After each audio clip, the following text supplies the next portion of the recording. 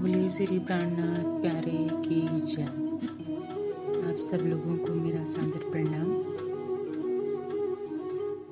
22 दिनों तक श्री मेहरराज सद्गुरु धनी श्री देवचंद जी के पास रहे। श्री निजानंद स्वामी ने उन्हें भविष्य में होने वाली सारी मुख्य बातें संक्षेप में बता दी। शाकुंतल तथा शाकुमार की आत्माओं को जागृत करने पर विशेष जोर दिया तथा सब सुंदर साथ को आत्मिक सुख देने का उत्तरदायित्व सौंपकर उनके धाम हृदय में विराजमान हो गए।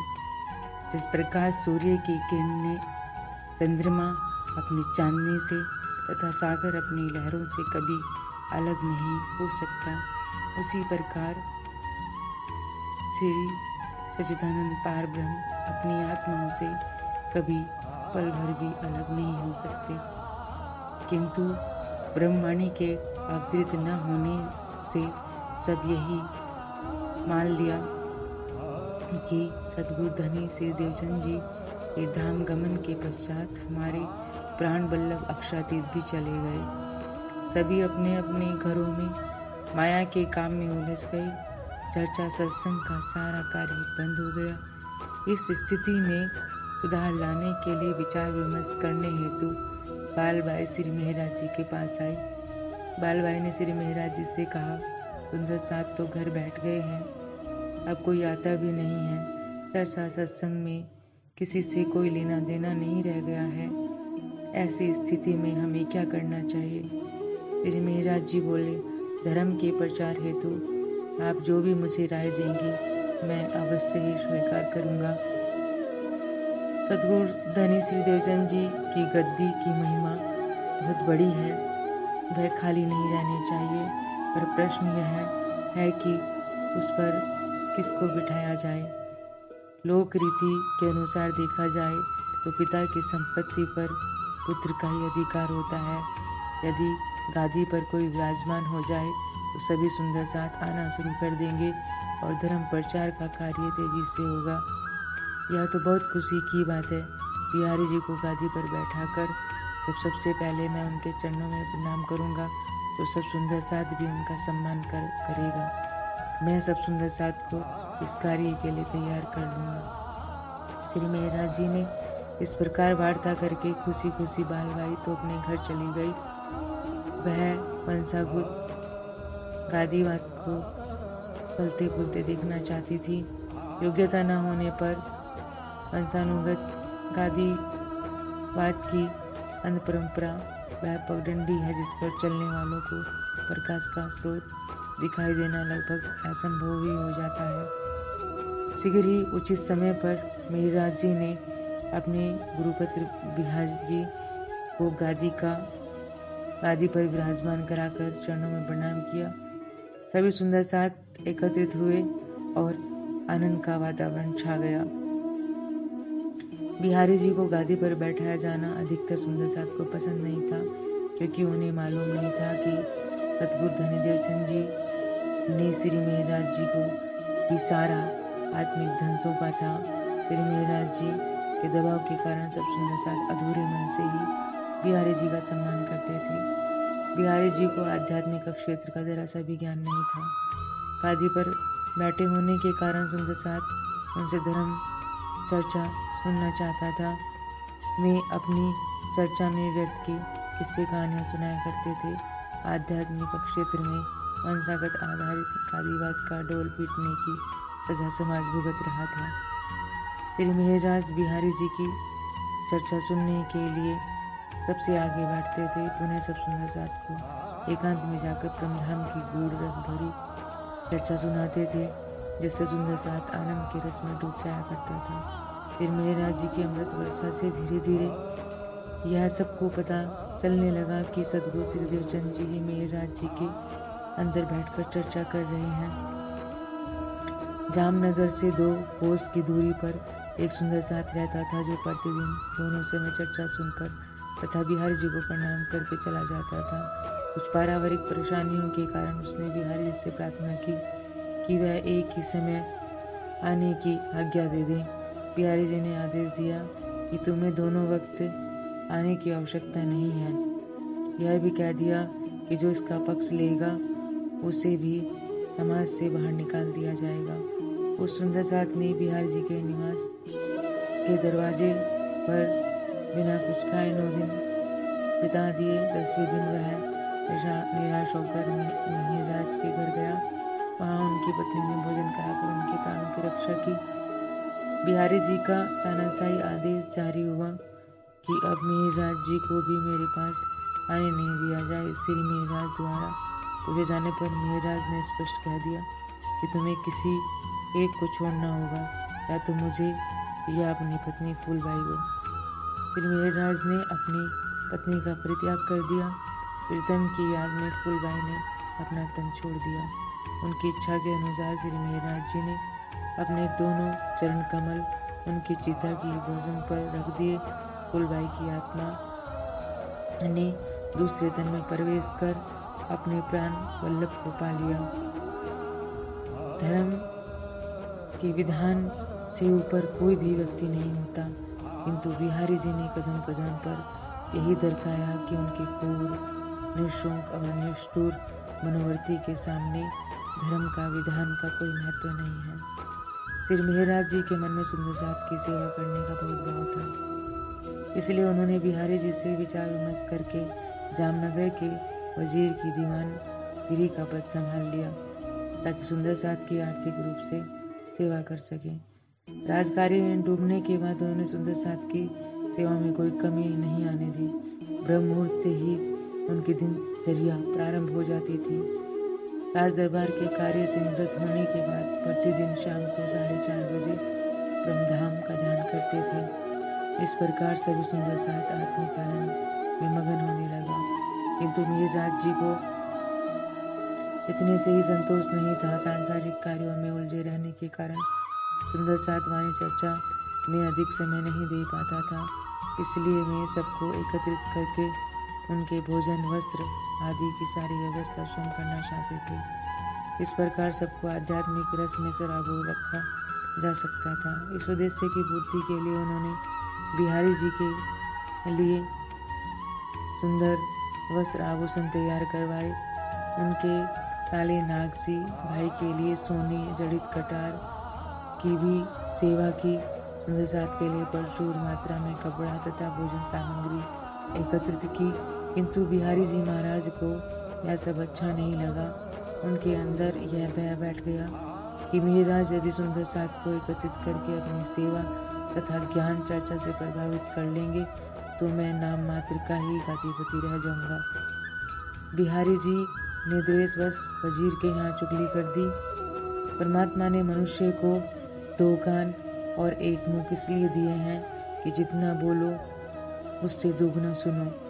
सिर के दोनों तरफ 2 कान होने का यही भाव है कि पक्ष विपक्ष की बात सावधानी से सुनकर ही अपने मुख से कोई निर्णय लेना चाहिए, किंतु राजा और मंत्री आदि विशिष्ट लोग कान के कच्चे होने के लिए कुख्यात रहे हैं। राजा के मंत्री ने बिना जांच किए श्री मिहिरराज जी को उनके दोनों भाइयों श्यामल जी और उद्धव जी के साथ हफ्से में नजरबंद कर लिया। हफ्से में ही मिहिरराज की आत्मा अपने प्रियतम के विरह में तड़पती है। हमेशा निर्दोष होते हुए भी कदम कदम पर कांटों से जुड़ना स्वाभाविक रूप से पीड़ादायक होता है। 6 मास तक विरह में तड़पते तड़पते शरीर हड्डियों का ढांचा मात्र रह गया। सिर सूखे नारियल के जैसे प्रतीत होने लगा। ऐसा प्रतीत होता था कि शरीर में रक्त नाम की कोई वस्तु है ही नहीं। विरह की अग्नि ने उनके शरीर से मांस तथा रक्त को सूखने जैसा बना दिया था। उस समय श्री मिहिरराज जी की अवस्था 40 वर्ष की थी। उनके विरह की आहों ने सच्चिदानंद पारब्रह्म को मजबूर कर दिया। वे उनके आत्मचक्षुओं के सामने प्रकट होकर सारा दुख उनका दूर कर दिया। विरह में तड़पना ही प्रेम की कसौटी है, जिसमें खरा सिद्ध होने पर प्रियतम का दीदार अवश्य होता है। श्री मिहिरराज जी के अंदर श्री इंद्रावती आत्मा के समक्ष जब अक्षरातीत अपने युगल स्वरूप में प्रकट हुए तो एक विचित्र दृश्य था। कभी सिंहासन पर पारब्रह्म की आनंद शक्ति श्यामा जी दिखाई पड़ती थी तो कभी देवचंद जी दिखते थे।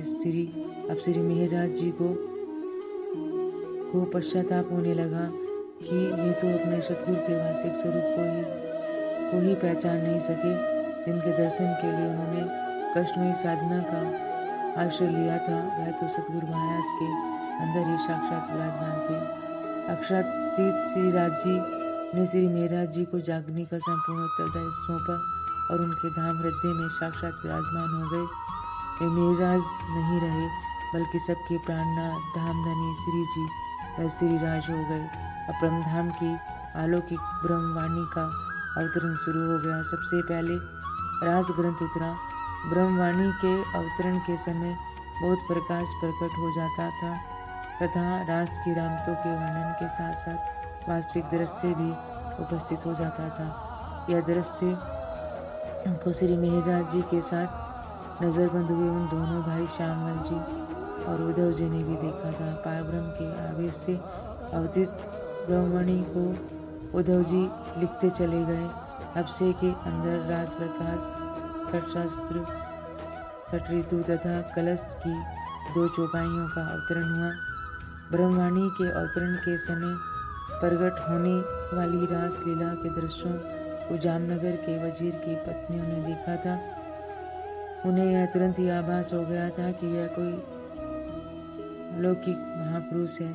इन्हें नजर बंद करने से तो हमारे ऊपर बहुत बड़ा पाप हुआ। श्री मेहराज जी ने दोनों भाइयों सहित नजर बंद करके वजीर तो अहमदाबाद चले गए थे। वापस आने में 1 वर्ष लग गया। जैसे ही वे अपने महल में आए, उनकी पत्नियां उन पर बरस पड़ी। आप जिनको केवल अपना दीवान समझते रहे हैं, वे तो दिव्य महापुरुष हैं। उनके अंदर तो साक्षात पूर्ण ब्रह्म परमात्मा की शक्ति विराजमान है। हमने अपनी आंखों से दरवाजे के छेद से रासलीला का प्रत्यक्ष दर्शन किया है। यदि आप अपने विनाश से बचना चाहते हैं तो मेहराज जी के चरणों में गिरकर क्षमा मांग लीजिए तथा सबके सामने उनको सम्मानित करके विदा कर दीजिए। वजीर ने जांच में पाया कि श्री मेहराज जी ने अपने ही वेतन के धन से सारा सामान मंगवाया था। उन्होंने जो राजकोष का एक भी पैसा अनुचित रूप से खर्च नहीं किया था।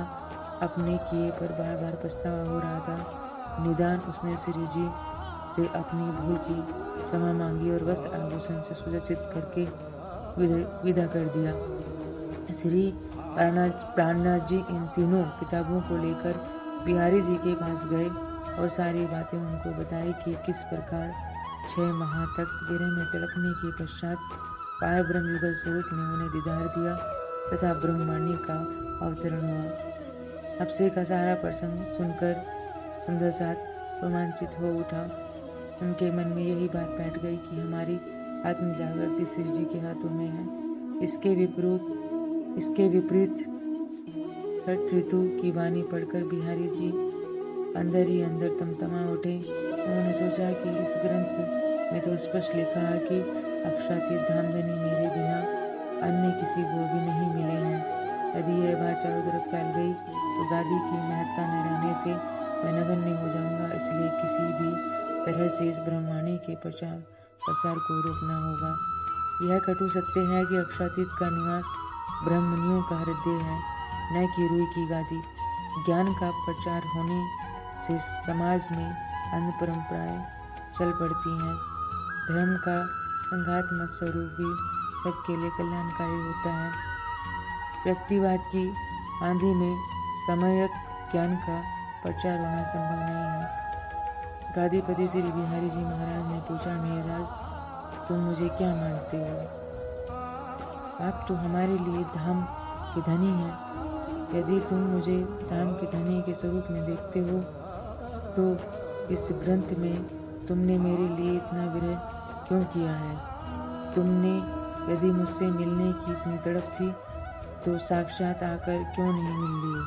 जब सतगुरु धनी श्री देवचंद जी ने कोई ग्रंथ नहीं लिखा तो तुम नई नई कविताएं बनाकर उल्टी गंगा क्यों बहाते हो?